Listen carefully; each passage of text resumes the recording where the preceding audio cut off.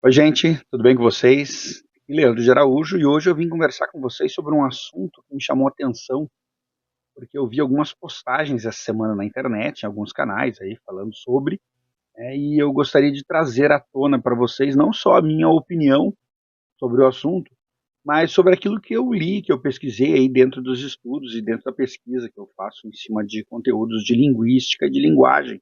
E é um assunto que me interessa muito dentro da minha formação, que é na área de letras. Eu sou especialista em semiótica e análise do discurso e literatura brasileira, então esse tipo de assunto sempre me chama muito a atenção. O que eu quero falar com vocês é sobre um comentário que eu escutei, que eu li, na verdade, numa postagem de um jornalista bem conhecido aqui do Rio Grande do Sul, exaltando a linguagem, o sotaque, a forma de falar de um jornalista, porque ele mantinha o sotaque da sua cidade, então supostamente, de acordo com o comentário desse jornalista, ele estaria falando mais certo do que os demais, porque ele termina as palavras que são escritas com E, ele termina oralmente falando com E, né? Vamos falar saudade, cidade, felicidade. E aí, eu refletindo sobre isso, eu também penso sobre alguns comentários que eu via isso há muito tempo atrás, ainda quando, na época que eu declamava, eu escutei alguns avaliadores de concurso de declamação que falavam que se os declamadores falassem essas palavras terminando com I, cidade, felicidade, eles descontariam nota porque essa pessoa estaria falando errado. Será que é errado? A gente fala errado? Todo mundo fala errado? Algumas pessoas falam mais certa do que outras pessoas. Algumas pessoas de algumas regiões do Rio Grande do Sul falam mais certas do que outras. E é sobre isso que eu queria falar com vocês. Até que ponto a gente pode julgar, né, e essa palavra é uma palavra forte aqui, até que ponto a gente pode julgar uma fala por ela estar usando determinados sons, né? E aí a gente tem que pensar em algumas coisas. A gente está falando aqui sobre linguagem. A primeira coisa que a gente tem que ter a consciência é de que a linguagem escrita e a linguagem falada são coisas bem diferentes. A linguagem escrita não é uma representação da linguagem falada, assim como a linguagem falada não é só uma representação da escrita. Elas são linguagens diferentes, assim como existem centenas de outras formas de linguagens, que são maneiras de se comunicar utilizando uma determinada língua. Uma determinada língua é um conjunto de códigos que uma determinada região ou que uma determinada cultura utiliza, né, para transmitir as suas mensagens ali para se comunicar. E a linguagem são as diferentes maneiras de se usar a língua para se comunicar. Existe um erro bem comum que as pessoas usam de dizer que a língua falada é uma forma de manifestar a língua escrita e, nossa, não só é um erro, como é um absurdo do ponto de vista histórico, porque a gente tem pesquisas e estudos aí falando para nós que a língua falada ela existe há pelo menos 50 mil anos. Pelo menos há 150 mil anos, com a possibilidade de inclusive de ser mais antiga do que isso. Enquanto a língua escrita, a gente tem os primeiros registros aí aproximadamente há 6 mil anos, ou seja, a língua falada ela é muito mais antiga do que a língua escrita. Então seria mais adequado, digamos assim, não vou usar a palavra correta porque não é, seria mais adequado a gente dizer que a língua escrita sim que deveria representar a língua falada, tendo em vista que a língua falada é muito mais antiga do que a língua, pelo menos 10 vezes mais antiga do que a língua escrita.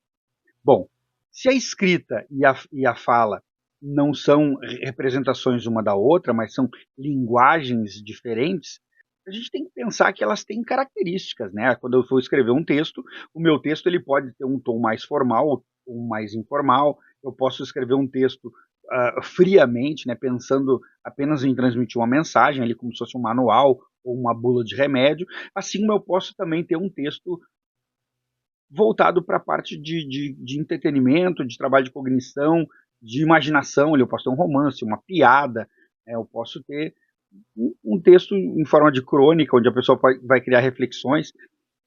A fala também. A fala funciona dessa forma. Na fala, a pessoa que utiliza esse recurso de linguagem para fazer a comunicação, ele vai usar as características pessoais, regionais, culturais, e usando os códigos que ele aprendeu com a língua, vai construir essa fala e assim ela vai se comunicar. Né? Não tem como nós esperarmos, por exemplo, que uma pessoa fale exatamente como se escreve, porque são linguagens diferentes. Eu até posso usar a linguagem escrita para tentar representar isso, e daqui a pouco eu vou passar aqui para vocês alguns exemplos interessantes, mas a gente tem que imaginar, se todo mundo falasse igual, seria muito difícil a gente, inclusive, ter uma compreensão de mundo, porque é através da maneira que a pessoa fala que a gente pode estabelecer algumas ligações, como da onde ela vem, a idade que ela tem, quais são as suas influências culturais, sociais, e a fala nos permite isso. Nós temos aqui no Rio Grande do Sul, né, para quem está acompanhando o canal e não é daqui, eu falo daqui do Rio Grande do Sul. Aqui no Rio Grande do Sul, nós temos uma miscigenação muito grande. Né? E como essa miscigenação traz diferentes culturas e realidades sociais, nós temos diferentes formas de se falar. Né? A gente tem uma área de pesquisa na linguística, na linguagem, que chama prosódia, que é um elemento estudado pela fonética, ali a questão dos sons, né, das palavras, como é que os sons das palavras se manifestam. Pois a prosódia estuda isso e ela nos diz que essas variações de forma de falar, de se usar o som das palavras, é importantíssimo, inclusive, para nós estabelecermos socialmente os espaços e as posições de onde nós estamos. Então, a pessoa que mora, por exemplo, na Grande Porto Alegre, ele vai usar uma determinada forma de se manifestar oralmente, que é diferente, por exemplo, da pessoa que mora na fronteira oeste, lá em Alegrete, por exemplo. Né? Aqui a gente fala alegrete, né? Porque essa é a forma de nos manifestar oralmente. Quando alguém daqui da Grande Porto Alegre tenta, né, falar exatamente como uma pessoa de uma outra região fala, isso não vai soar natural, mesmo que ele se esforce muito, porque a linguagem falada nesta região, desde que a pessoa nasce, ela é uma linguagem específica e com as suas próprias características. A pessoa que fala saudade, cidade, na Grande Porto Alegre, ela não está falando errado, ela está falando. Diferente da escrita, onde eu posso exigir a formalidade no momento de se escrever, para que a escrita seja correta dentro da norma padrão linguística, gramatical do português brasileiro, a fala não. Né? Eu não posso exigir que uma pessoa que mora na Grande Porto Alegre, por exemplo, ao apresentar um trabalho, ou a ler um texto, ou a declamar um poema, ela fale saudade, cidade, porque isso não faz parte da sua realidade. Ele não vai conseguir fazer isso com naturalidade. Ele vai imitar uma linguagem diferente da sua. Então, não, na verdade, a pessoa que usa essa linguagem, né, usa o i como fonema, onde nós teríamos a escrita, a letra e, ela não está falando errado, ela está simplesmente falando de acordo com a sua linguagem. E é bem curioso isso, porque se nós formos analisar a forma com que se fala no Rio Grande do Sul, algumas palavras curiosas como carreta, né? Nós temos aqui na Grande Porto Alegre carreta, se nós formos aqui mais para o lado da serra, a gente vai ver carreta, né? Se nós formos para outras regiões, onde tem outras etnias, a gente vai ver careta, e nenhuma dessas formas de se falar está errado. E eu não posso usar a língua escrita como parâmetro para dizer que o cara que falou careta, ele estava errado. Porque foneticamente, na região, na cultura e na forma de se manifestar, oralmente, todas as palavras que têm dois R's, eles acabam diminuindo para um R só. É a careta, é a caroça, é o caro, e tudo bem. Né? Assim como a carreta, né? Vamos para a fronteira oeste, já que o pessoal está usando esse pessoal que fala naquela região como se fosse o mais correto. A carreta não existe foneticamente na língua escrita um carreta. Não tem como representar isso, até porque nós não temos palavras com 3 R's consecutivos na mesma palavra na nossa língua. Mas ninguém vai lá e vai dizer que o carreta está errado, porque o certo seria carreta. Entendem? Então a gente tem que entender que quando a gente faz esse tipo de análise, de julgar uma forma de uma pessoa falar, isso nós estamos entrando num dos campos da linguística, que são muito interessantes, que se chama preconceito linguístico, que é quando uma pessoa julga outra pessoa pela sua forma de se expressar oralmente. E o preconceito linguístico, ele acontece por 2 motivos. Normalmente acontece por 2 motivos. Ou porque uma pessoa se julga superior a outra e usa a linguagem como instrumento para corroborar essa superioridade, ou por total falta de conhecimento de que a língua portuguesa é uma língua viva, que é uma língua que está em constante transformação, que é uma língua que se apresenta, né, que apresenta linguagens diferentes em diferentes lugares, situações, espaços, sociedades, culturas, usam a linguagem como uma forma de estabelecer castas ali, né? A pessoa fala errado porque ela fala cidade, né? Ou uma maneira da pessoa simplesmente assumir, olha, eu não entendo de linguística mesmo e eu acho que a pessoa está falando errado porque não é assim que se fala. O jovem que fala 2, 3 no Rio de Janeiro, ou o jovem que fala 2, 3 na fronteira oeste, ou 2, 3 aqui na Grande Porto Alegre, esses jovens não estão falando errado. Nenhum deles está errado. Não teria nem como a língua portuguesa torna alguns termos inviáveis sua tradução da linguagem escrita para a linguagem oral. Vou pegar aqui essa palavrinha que está aqui, por exemplo, ó, mãe. Ou essa outra agora aqui, ó, pães. A gente escreve com um E no final, mãe e pães. Mas a gente não fala mãe e nem pães. A gente fala mãe e pães. Então, nós não podemos tentar simplesmente traduzir a linguagem escrita para a linguagem oral, porque são linguagens diferentes. Claro, existem espaços, né, e momentos onde a gente tem que procurar entender o público interlocutor e se trabalhar a nossa linguagem oral de acordo com que se atenda às necessidades. Então, eu vou usar termos, né, e aí a gente está falando aqui em semântica, que seria o estudo do sentido e do significado das palavras dentro de seus contextos, né? Então eu não vou usar gírias, ou eu vou usar uma linguagem mais formal no sentido de um vocabulário mais rico, e quando eu vou fazer, por exemplo, uma apresentação em um ambiente acadêmico, é diferente do quando eu estou lá na mesa, lá com meus amigos, lá jogando truco, ou tomando uma cerveja, ou assando uma carne, né? Mas isso é muito diferente de analisar a linguagem do certo, do correto ou errado. São momentos diferentes. Certo? Eu trouxe aqui alguns exemplos que eu queria mostrar para vocês de como é que se manifesta a linguagem escrita e falada e como é que elas interagem às vezes e conversam. Então, eu vou deixar aqui para vocês, ó, esse trechinho inicial do samba do Ernesto, do Adoniran Barbosa, né, que ele fala lá, o Ernesto nos convidou para um samba, ele mora no Brás. Nós fomos, não encontremos ninguém. Nós voltemos com uma baita de uma reiva. Da outra vez, nós não vai mais. Nós não semos tatu. Né? Se for analisar do ponto de vista gramatical, nós temos erros absurdos aqui, do ponto de vista gramatical. Mas do ponto de vista da oralidade, não.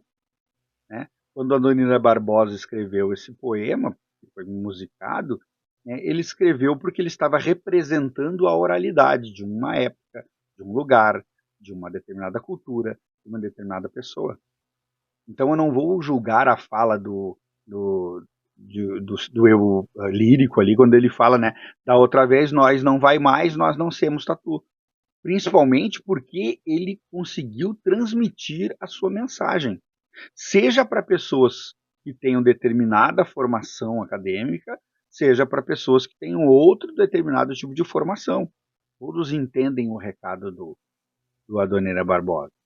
Trazendo aqui para a nossa cultura do Rio Grande do Sul, tem esse poema aqui do Guilherme Colares, de Bagé, né, que é do poema Monólogo a Pé, que também é interessante porque ele também usa do mesmo recurso que o Adoniran Barbosa usou. Diz o seguinte, ele diz: Dom Antônio, toma um trago, eu já tô quase borracho, e vou me empedar de vez, que hoje o assunto é muito largo e, na boteja de canha, quero ver se alcanço um tempo que não seja tão amargo e que não seja tão preto de miséria e escassez. Quando o Guilherme Colares compõe esse texto, ele coloca na sua escrita uma proximidade com o que a gente tem na língua falada. Percebem o quanto a gente consegue comunicar com a língua falada e o quanto a gente consegue trazer, inclusive, alguns elementos para a língua escrita, mas nem todos, porque a língua falada ela é tão rica, né? A língua falada, a gente traz as expressões orofaciais aqui como um elemento para ilustrar ou para dar carga, o próprio movimento com as mãos, né? Então a gente não vai dizer que o Guilherme Colares escreveu errado o seu poema quando ele botou "tô quase borracho", "tô quase", né? Não, ele deveria escrever "estou quase", porque a língua escrita, não. Ele está usando aqui a língua escrita como uma forma para representar a oralidade, e a oralidade transmitiu. Eu estou quase, né? Eu estou quase. A gente entende a mensagem.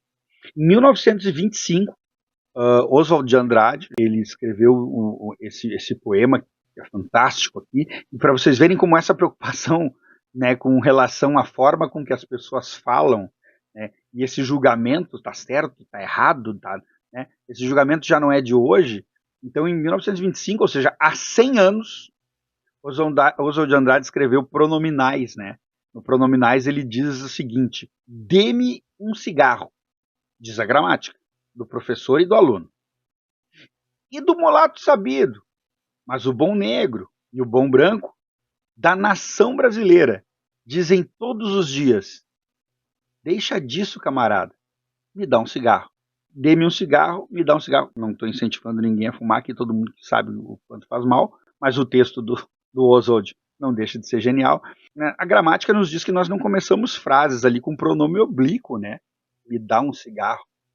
Seria dê-me um cigarro. Mas a gente fala, né? Me dá um cigarro.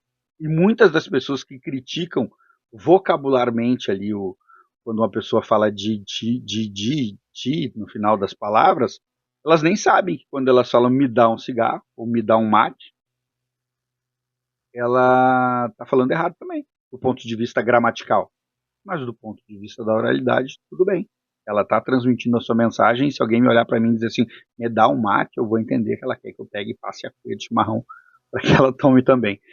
O errado, às vezes, não é errado, é só um fenômeno. Né? Me dá um cigarro, no poema do Oswald de Andrade, é um fenômeno linguístico da oralidade. Eu posso usar aqui o pronome oblíquo no começo da minha frase e ninguém vai reclamar nada disso. Todo mundo vai entender.